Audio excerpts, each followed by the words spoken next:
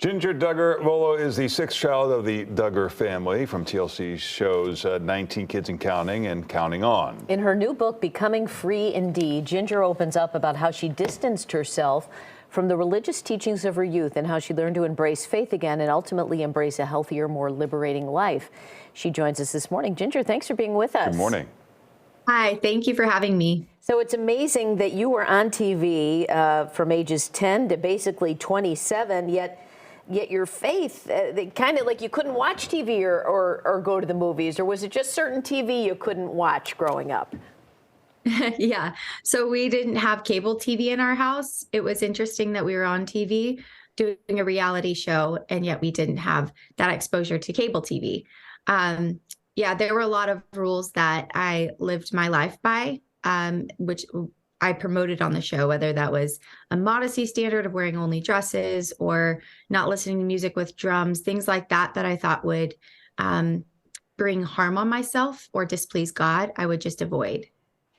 Now, perhaps some of those things aren't necessarily destructive, and I know at the time you probably didn't think you were in a cult, but looking back, what made you get sucked into a cult? My parents got into the teachings of Bill Gothard in the early years, and so I just was kind of raised in that. And I think Bill Gothard promised parents a guarantee for success for their families. He said, if you follow my principles, your life will be a success. And if you don't, then your life will be one disaster after another. So that's how I thought God would be either pleased with me or not, was by doing these outward things for God. And you're still a very faithful person, but you're realizing that a lot of the rules were not tied to your success with your faith, right? And that was quite a journey for you, I can imagine. It was. It took a while to come out of those teachings because I thought that that's how I was going to gain favor with God. And I was so afraid that if I stepped outside of any of those principles, my life would fall apart. So questioning these teachings was scary for me. And it wasn't until I met my now husband, Jeremy, he and I started walking back through all of those teachings, comparing it with the Bible and seeing that this guy is not a Bible teacher. He's just giving his man-made rules in placing fear on people. So it was built on fear, manipulation, superstition, and control. So I have come out of that. And that's what my book is all about, is just disentangling, taking out the error and leaning into my faith more than ever, but not trusting in a person, but trusting in Jesus himself, because people will always let us down. A lot of religions, though, have many, many restrictions.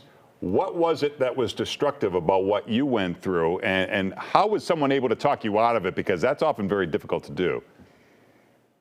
Yeah, it is for sure. I think for me, I never wanted to question it because I thought that that would be harmful to me.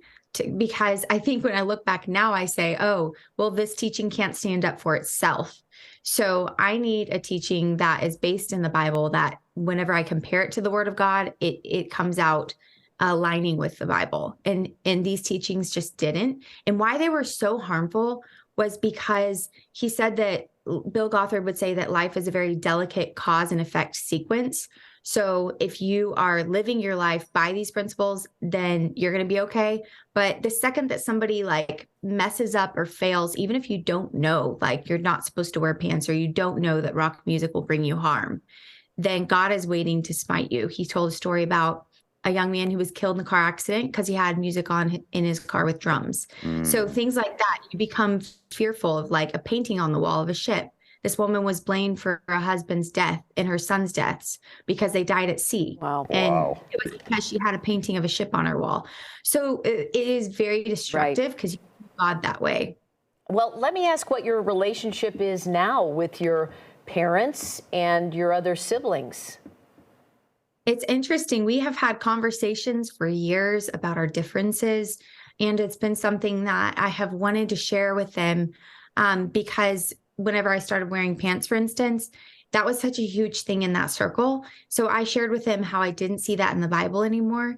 And I think we've just continued those conversations. So when I was going to write this book, I shared that with them, that I have these differences, and I know that at the end of the day, they want what's best for me. Some would respond better than others because some of them are still in these teachings today. Oh, so you're speaking to your siblings. What about your parents? Do they accept you as you are now and what you believe? I know that my parents are still in the teachings as of now. And so I'm hopeful, though, that me sharing my story will help anyone who is still in that setting to be able to hear from my heart how I've walked out of that. Because I was there in that setting as like such a devout follower of the teachings of IBLP, Bill Gothard. So I know how they can view stuff from a certain perspective. And I just want their eyes to like be open and them to become free as well. Well, Ginger, we appreciate you joining us. For more, you can check out gingerandjeremy.com. There's Facebook and Instagram, and the book is Becoming Free Indeed. Thanks, Ginger. We appreciate it. Thanks, Ginger. So much for having me.